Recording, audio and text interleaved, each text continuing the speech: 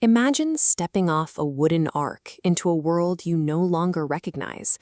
The ground is caked in endless mud, the ecosystem is shattered, and heavy, oppressive storm clouds still hang thick in the sky.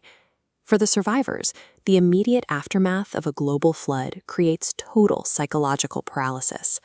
In a post-flood world, every gathering storm cloud and every drop of rain instantly triggers the trauma of imminent extinction. Genesis 9 opens with God commanding humanity to be fruitful and multiply. Yet building cities, planting fresh crops, and raising children requires a minimum viable belief in tomorrow.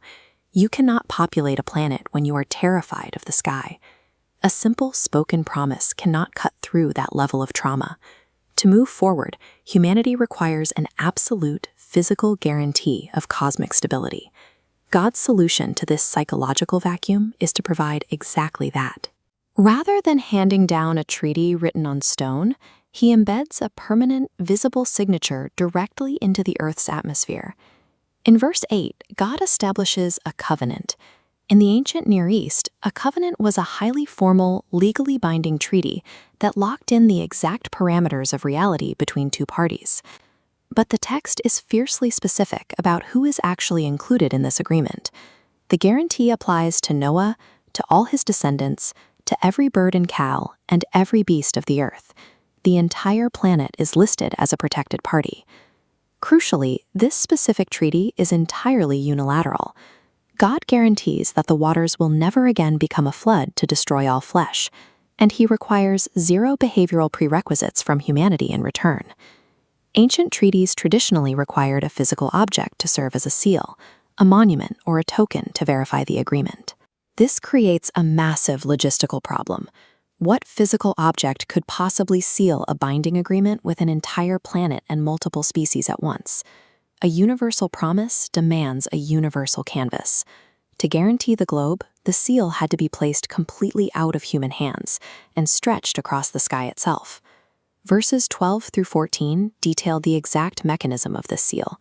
God officially designates my rainbow in the cloud as the specific sign of the covenant.